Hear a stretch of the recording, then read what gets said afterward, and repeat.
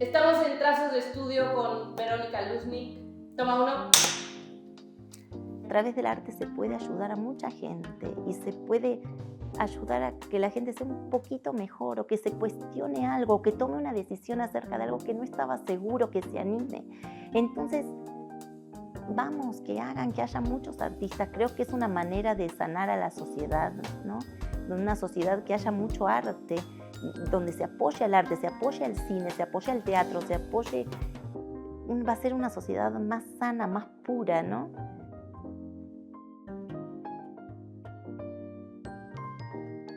Queridísima Vero, ¿cómo estás? Muy bien, muy feliz de estar acá. Nosotras también súper felices. Perdón, ya está, te estoy interrumpiendo, no hemos ni empezado. Prepárate. Oye, bueno, eres artista, pintora, muralista, artista textil, argentina. Cuéntanos más de Mira, ti. yo fui una artista que estudié artes. El otro día veía una entrevista que habían hecho que había que estudiar, decía el artista, y me formé. Hice todas las escuelas de arte que hay en Argentina. Hice una escuela que se llama, era un profesorado, una escuela superior que te otorgaba una licenciatura. Y empecé a trabajar en Argentina en murales, en confiterías y en hoteles. Muy gracioso porque eran albergues transitorios, eran moteles, donde se cerraba un piso. Yo trabajaba con un estudio de arquitectura y hacíamos una ambientación, ¿no? Entonces había una habitación que era de Roma, me acuerdo que pinté todos los techos, como el Partenón. Después había una que era de España, entonces pinté muchas bailadoras flamencas. Y hasta que en la crisis del 2001 de Argentina económica, yo emigré. Emigro a México y empecé a trabajar en escuelas secundarias como maestra de educación artística. Y quedo embarazada de mi primera hija y no trabajé más. No trabajé más. Ya fui una señora de su casa y se iba gestando en estos años, que fueron 15 años que yo crié niños y fui esposa. Se iba gestando esta obra, me doy cuenta hoy. Yo iba percibiendo lo que pasaban en los matrimonios, en las casas, lo que vivían las mujeres, lo que callábamos las mujeres, como la novela, lo que había en esto de maternar, en esto de lo doméstico, lo que aguantábamos, lo que no se decía, ¿no? Alguien me dijo, tu obra es algo de eso que no se dice, es lo de eso no se habla. Y todo esto lo iba percibiendo y me transformé en una pintora de comedor, decía yo, porque venía una vecina y me decía, yo quiero unas manzanas verdes, yo te las pinto. Pero no había una obra como en sí mía, ¿no? Se estaba como gestando en mi incomodidad de artista que no produce arte, que no hace arte, que su arte es la maternidad. Se iba gestando esta obra que nace en la pandemia. Cuando yo digo, bueno, y ahora tengo una hija de 15, un hijo de 13, pero yo quiero sacar a esta artista mía. Quiero decir 1000 cosas que veo que nos estamos tragando como comunidad, como sociedad, y que están pasando. Por lo que me contaban mis amigas, me contaban de sus abuelas, de sus tías, en estos cafés que hacemos las mamás de colegio, que vamos todas a tomar el café, y todos los temas que salen así, que van saliendo cositas que no se profundiza mucho, pero que vas percibiendo, ¿no? Y dije, yo quiero trabajar con el cuerpo femenino, quiero trabajar con textiles y quiero trabajar con algo que borde la artesanía, que sea muy artesanal, muy minucioso, no algo tan de mancha, sino algo muy laborioso. ¿Pero tú ya habías tenido como contacto con la onda textil o hasta ese entonces no? Mira, mi contacto con el textil fue en casa de mi abuela, que mi abuela veía las novelas. Mira qué locura, de Grecia Colmenares, las novelas mexicanas, y abría su casa y llegaban todas las vecinas a tejer, a bordar, a coser. Me acuerdo que tenía una pila de ropas y por coser un botón, un remiendo, y mi abuela ahí ponía la pila, la televisión, que era así chiquitita, y todas las vecinas, una italiana, una alemana, me acuerdo, de toda esta migración que hubo en Argentina en los 1900, una de cada quien en su dialecto hablaba, y no recuerdo que tomen nada, pero todas cosían, tejían, Y yo ahí aprendí a ver, veía esta lo que hacía la otra me ayudaba, muchas me hacían ropita para mis muñecas. Ok. Ese fue el contacto con el textil. Ok. Y luego cuando llego a México con una mirada muy de migrante, que es una mirada muy curiosa, porque vos como migrante ves cosas que el que vive acá ya no las ve, porque son Claro. parte como yo ya no veo de Argentina esas cosas, y que me causaba mucha inquietud de la mujer mexicana, de cómo hacía, de lo que hacía, de sus costumbres, de cómo preparaba sus fiestas. Yo no sé si una mirada de aquí detecta esta cosa maravillosa del ser mexicano, que como te contaba que esta obra que está acá atrás mío, yo dije, yo tengo que mostrar esto en una pieza, ¿no? Como el mexicano parece tan europeo, tan gringo, porque incluso usan marcas muy grandes. Y yo decía, bueno, ¿y dónde está lo mexicano? ¿Dónde está México? Y luego llegas a una casa y olés el chile, olés el maíz, ves sus comidas, sus ropas, sus costumbres,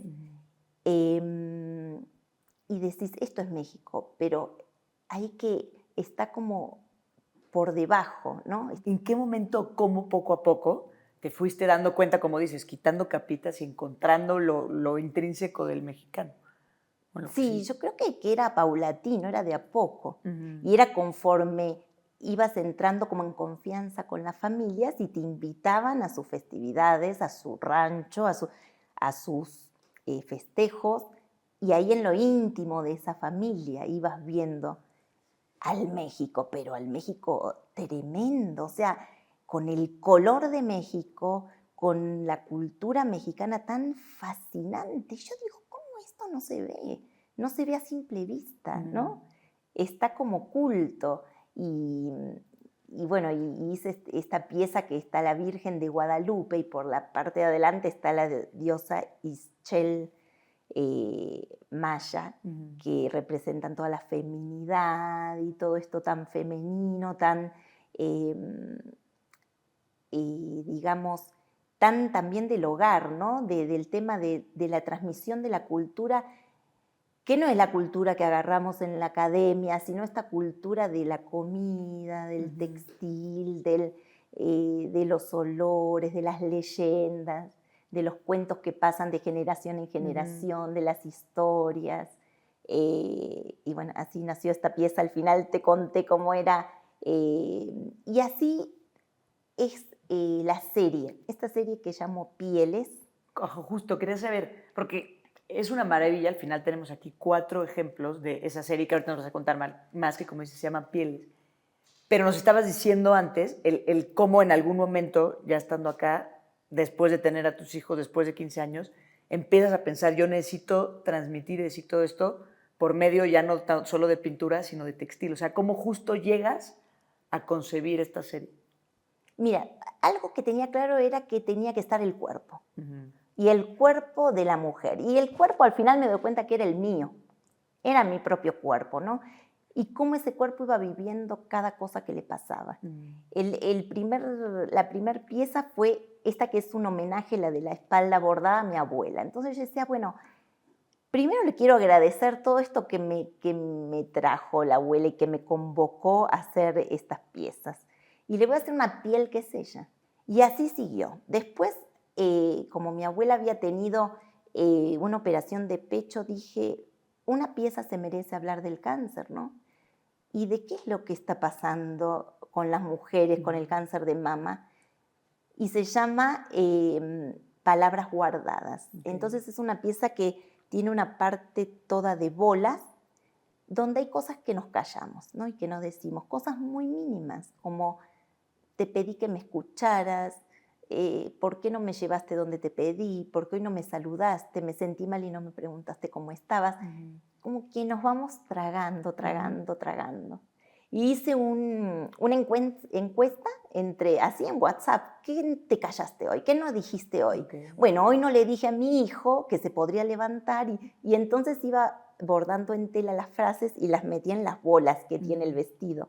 Ese vestido está en una muestra itinerante muy interesante que se llama Diario de un encierro, que es la obra que hacían las artistas en la pandemia, que está en Instagram. Es una muestra en Instagram. Bueno, ahí está esa pieza itinerando por México. Y entonces así nace esa pieza del cáncer. Y luego mi papá tuvo un problema de Parkinson y eso lo llevó como a un deterioro cognitivo. Y justo vi la película del padre de Anthony Hopkins y dije, bueno, hay una pieza que tiene que ser del Alzheimer. ¿De qué pasa? ¿De qué decisión vas a tomar cuando ves que ya no te acordás? ¿Qué es la pieza que tenés atrás? Digo, ¿y cómo representaría el Alzheimer? Y con un camisón, decía yo. Entonces, voy a hacer un camisón como rompecabezas, ¿no? Con preguntas. ¿Quién sos? ¿Cómo te llamás? ¿Dónde vivís? ¿Dónde naciste? Y en el collar sería todas las respuestas, ¿no? Y ahí puse una banderita argentina, los nombres de mis hijos, mi color favorito, a qué me dedicaba, en qué mes nacía. Les puse como las respuestas. Esta pieza es como el sentir de alguien que está luchando contra un problema alimentario. Yo empecé desarrollando una serie de zapatillas de ballet, de 9 pares, y yo dije, bueno, ¿y cómo esto no se habla? ¿Cómo en un museo yo no veo esto? ¿No? ¿Cómo los artistas, qué artistas hablan de esto? Y me puse a investigar.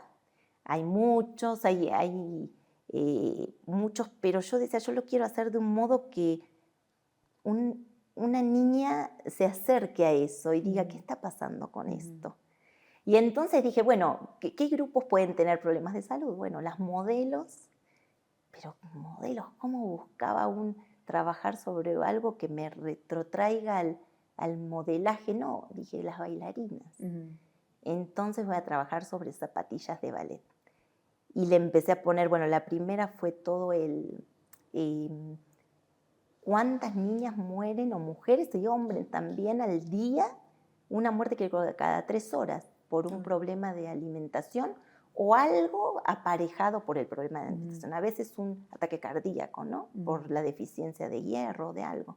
Y bueno, y terminan esas 9 pares de zapatillas y las últimas son muy esperanzadoras, ¿no? Las últimas empiezan a decir que se puede recuperar uno, que es difícil, pero que existe la recuperación y qué sé yo, y dije, bueno, necesita esto una pieza, necesita una piel también, ¿no? Y entonces, bueno, yo cuando estoy ante una pieza digo, bueno, tengo que decir esto, que se le descama la piel, ¿cómo lo hago?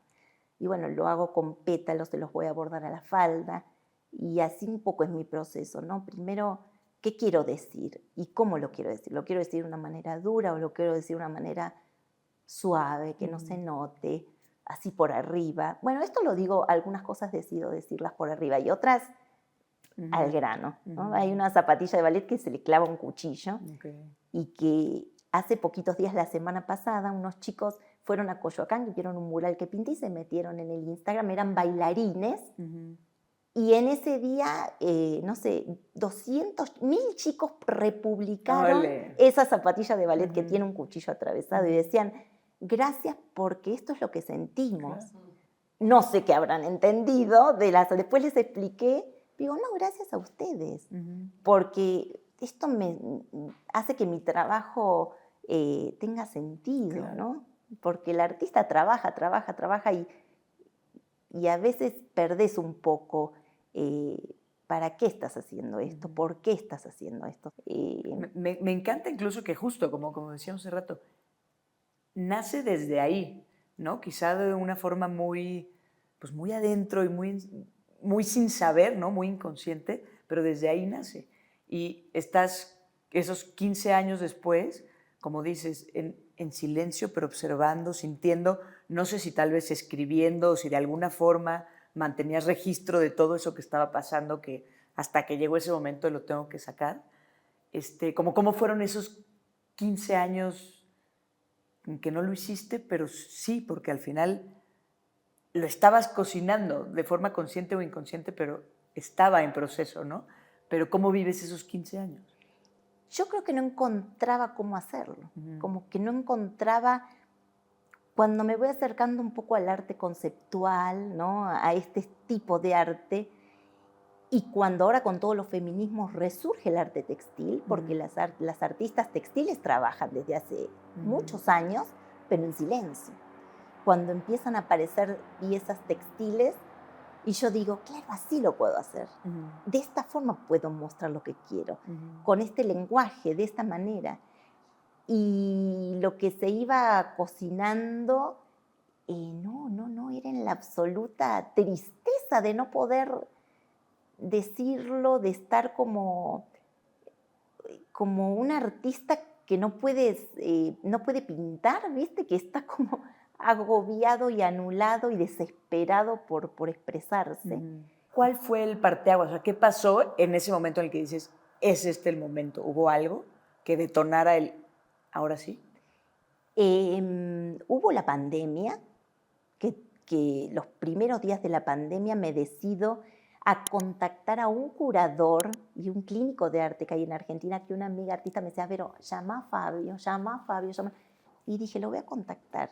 Y con él fue que empezó a cuestionarme sobre qué lo quería hacer, con qué técnica lo quería hacer, a forma de cuadro querés trabajar sobre el plano, cómo querés trabajar. Y yo fui encontrando, dije, no. Al principio pensaba que querían ser como pieles de mujeres, todas orgánicas, con materia orgánica, con hojas, con plantas. Pero después dije, esto es imposible. Es imposible llevarlo a la práctica, guardarlo, conservarlo. Claro.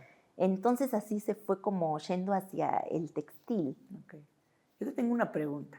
Ajá. La serie se llama Pieles y al final, por lo menos con estas 4, me queda claro que en todas estás tú, ¿no? Pero esa pensaría que es más las mujeres mexicanas, aquí es tu abuela y aquí está tu papá. Independientemente de que todas eres tú, ¿tienes una que seas tú o cuál es tu piel? Bueno, no sé si mi piel son 14 vestidos de novia que le siguieron a estas. Ok. Sí, yo creo que soy todas, pero cuando iba avanzando, yo creo que inconscientemente yo decía, bueno, ¿y yo lo que yo tengo para decir cuándo? Y entonces empecé a buscar en estas, hay unas plataformas donde se vende ropa usada. Dije, primero por un tema ecológico, voy a dejar de cortar y hacer la pieza desde cero, como son estas. Voy a intervenir piezas que ya estén hechas. Y dije, bueno, vestidos de novia, yo nunca me casé por la iglesia, dije, vestidos de novia. Y el primero es un vestido de novia que está en Instagram, que tiene 2 manos que lo ahorcan. Y cuando empecé a decirle a una amiga, viste, estoy haciendo esta pieza, sí, te vi, pero ¿cómo estás? ¿Estás bien? Porque empezó a causar mucha conmoción social. Sí. Y esto abrió un diálogo muy interesante entre mis amigas, donde aparecieron historias de sus abuelas, y me dice una amiga, ¿sabés lo que hacía mi abuela, Vero? Y me contaba historias. Digo, claro, para sobrevivir. Hay uno que se llama estrategias de supervivencia, ¿no? Y todo lo que hacemos para sobrevivir a veces, para seguir adelante con ese digamos, ese acuerdo social, ¿no? Y seguimos, todo lo que aguantamos y todos los recursos, y muchas veces recursos de belleza, ¿no? Yo lo que he visto que esta persona me está proveyendo, no sé cómo se diga, el dinero para que yo siga siendo, no sé, una mujer que al final es un estereotipo de belleza absurdo. Claro. Y bueno, y estos diálogos son muy interesantes que se abren, ¿no? Porque está la separada que te dice, ay, no, sí, yo estoy mucho mejor, no sé qué. Y muchas cosas que son estrategias para seguir viviendo, ¿no? Claro.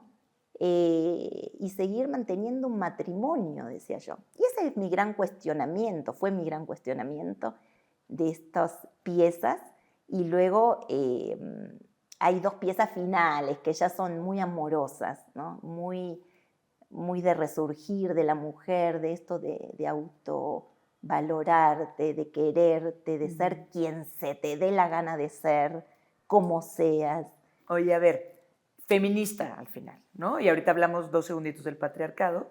Y pues justo ahorita se está generando, bueno, en México, en otros lugares igual desde antes, como mucho movimiento justo para tratar de eliminar el patriarcado, como dices, igual y descubrir distintas masculinidades, distintos feminismos o así.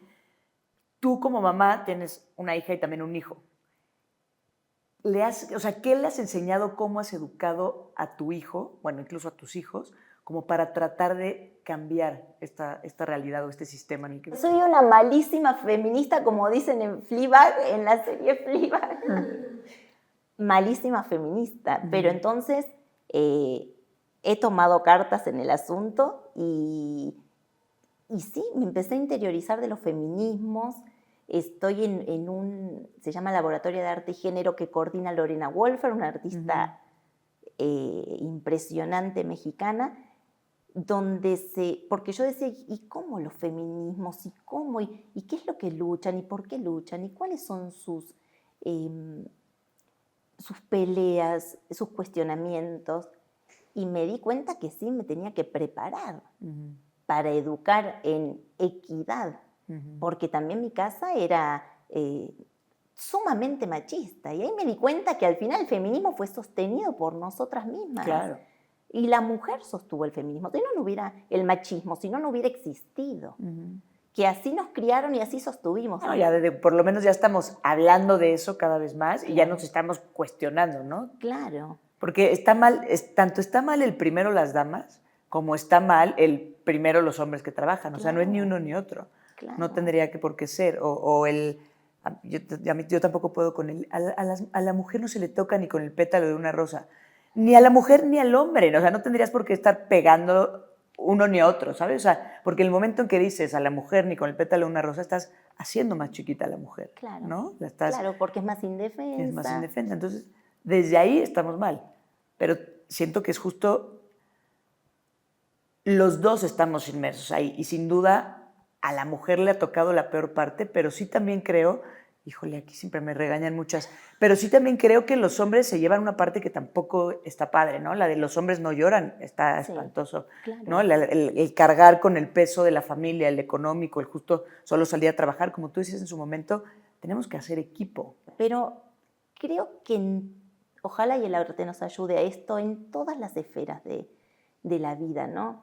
En todos estos binomios, ¿no? Hombre-mujer, en las razas, blanco-negro, en todo eso debe haber que nos veamos como humanidad, ¿no? Algo más transversal. ¿Cuál creerías que es como lo que envenena más al mundo? O sea, ¿qué es ese ingrediente que hace que tengamos guerras, ¿no? Que hace que nos dividamos? ¿Y cuál crees tú que podría ser el antídoto para esto? Yo creo que el capitalismo ha envenenado mucho al mundo, ¿no? Esta competencia desmedida por ser, por parecer, por tener más likes, por aspirar a esto, por ser de una manera, tener este cuerpo. Eso nos está llevando a una carrera que no llega a ningún lado. La competitividad y sin duda el amor y el arte es lo que nos va a quedar, ¿no? Lo que nos conecte con lo más sensible. Y entonces, ¿qué es lo que te conecta con lo sensible? Y el arte te conecta. Y te conecta el amor, y te conecta la naturaleza, y te conecta la relación con el otro como persona. Desarrollar esto, ese es el arma que tenemos, desarrollar lo sensible, desarrollar el amor hacia el otro, desarrollar la compasión, ayudarnos al menos a reflexionar, y si no es a reflexionar, a exponer y a decir, esto está pasando. Como las feministas que salen y rompen todo, que me encanta. Y sí, qué pena los monumentos, pero están gritando algo que está pasando y que nadie hace nada. Y que las autoridades tratan de barrer bajo la alfombra. Entonces sí creo que el arma es esta parte...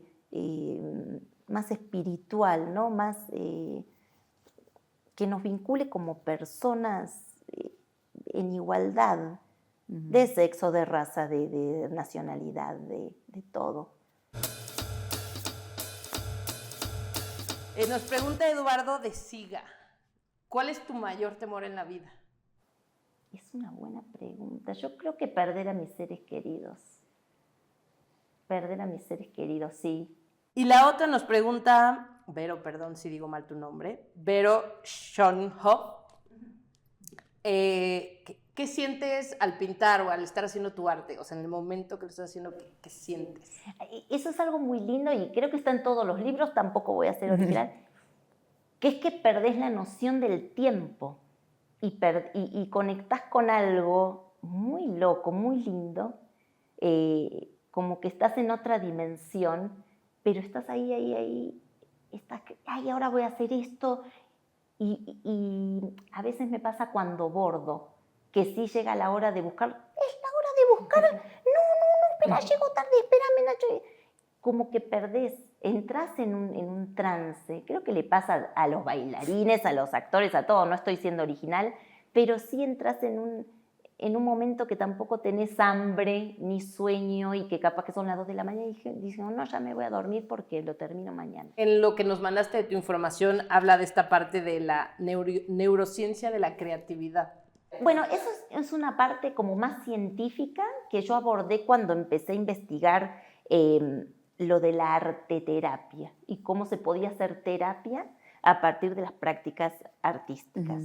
Y entonces tomé muchos cursos de estos que hablaban de la neurociencia de la creatividad y cómo el cerebro funciona cuando está en un estado de un proceso creativo, ¿no? Que activas todas las partes de un lado del cerebro y las otras que son más de lo racional quedan más stand-by. Y bueno, y me certifiqué en varias cosas de estas, pero todas eran apuntadas a dinámicas para trabajar en arteterapia. Muy interesante porque se trabaja mucho en las cárceles, con niños con algún problema cognitivo. Y todo lleva a que se puedan expresar de una manera que no sea verbal, de una manera que no ronde lo racional en ninguna parte, sino que puedan expresar el sentir con algo que hasta a lo mejor no puedan explicar racionalmente. Y ir sacando las cosas por ese lado, no de lo racional. Me van a matar los psicólogos, porque en realidad todas estas teorías son de mucha sensibilidad y lo que pretenden es dejar callado el tema racional, que no hable la mente, ¿no? Y que se exprese lo sensible, como sea, rompiendo, bailando, gritando, moviéndose. El arte tiene mucho de esto, ¿no? Por algo ves una obra y te conmueve y no entendés nada, pero dices, ay, qué bonito. ¿Y qué es esto? El arte tiene mucho de eso, mucho de lo que provoca en ti, que no es algo que no se puede explicar. Ni siquiera explicándote una obra, lo que vos decís, qué bueno, no se puede explicar lo que te provoca a veces. O cosas que vos entendés que ni yo tuve la intención de poner. Justo, es lo que te iba a decir, porque hay veces que igual y me lo puedes estar explicando como lo que dijiste hace rato, no me acuerdo de qué obra fue, pero que le impactó a alguien desde otro dolor. De la zapatilla, de los bailarines, de la zapatilla con el cuchillo. No tenía que ver de tu porqué, pero ellos obviamente al bailar sí sienten este dolor y sí de alguna forma ahí, pues pasan encima de su cuerpo y encima de su dolor por llegar a algo, ¿no? Por ser mejores o por tal. Y ellos se fueron a ese dolor que era distinto al tuyo, pero al final conectaron, ¿no? Y es esto, que a veces por más que me lo expliques, yo conecto desde otro lado de mí, pero en base a lo que tú hiciste. Está bien bonito porque se arma ahí como un diálogo muy lindo. Sí, eso es muy lindo y además no importa, ¿no? O sea, a mí como artista me encanta que le pase eso porque es algo que ni yo pude percibir de él y que él lo percibió. De acuerdo. Oye, a ver, Mubi, ya tenemos que empezar a cerrar, ¿verdad? Ya me hizo cara de ya se extendieron. Sí. Oye, bueno, a ver, ¿qué le dirías tú a los justo chavos o personas, artistas que nos estén viendo? O sea, como consejo de vida general, ya sea de arte o no de arte, pero ¿qué les dirías? No, que hagan, así como vos decías con valentía, que hagan. El arte hoy, como muchas carreras, están tan limitadas, ¿no? Uno dice, voy a estudiar abogacía y voy a ser millonario. Claro que no. Entonces el arte, las escuelas de arte han tenido mucho público últimamente, sobre todo pre y post pandemia, muchos estudiantes de arte, y que hagan que las vías del arte son infinitas y que a través del arte se puede ayudar a mucha gente y se puede ayudar a que la gente sea un poquito mejor, o que se cuestione algo, o que tome una decisión acerca de algo que no estaba seguro, que se anime. Entonces, vamos, que hagan, que haya muchos artistas. Creo que es una manera de sanar a la sociedad, ¿no? De una sociedad que haya mucho arte, donde se apoya el arte, se apoya el cine, se apoya el teatro, se apoye... Va a ser una sociedad más sana, más pura, ¿no? Así que no tengan miedo, que si están entre arte y otra, arte. es arte. La respuesta es arte. Esa es la sí, respuesta. hay esa disyuntiva, arte. Sí. Buenísimo. Oye, ¿cómo te gustaría ser recordada? Quizá por mi trabajo, ¿no? Que, esa es la que hacía así, por el trabajo, por lo que pude haber dejado en alguien a través de lo que yo hacía. Mi Vero, muchísimas gracias por venir, por recibirnos aquí, gracias por abrir el espacio, por traer estas piezas tan bonitas, por justo atreverte cada vez más a ser tú, ¿no? Como nos estás diciendo ahorita, y ser libre y sentirte rico con eso, ¿no? Siendo absolutamente tú. Gracias, creo que eso nos llevamos dentro de muchas otras cosas que nos dijiste por acá. Gracias, de verdad. Gracias, gracias, gracias. Y a ustedes, por favor, síganos, compartan, denle like. Ayúdanos a seguir creciendo, por favor, te necesitamos. Y pues nada, nos vemos para el siguiente programa. Muchas gracias. Gracias a ustedes. Gracias, Ale. Artur, gracias. Qué hermoso, chicas, qué bonito. Gracias. Chiques.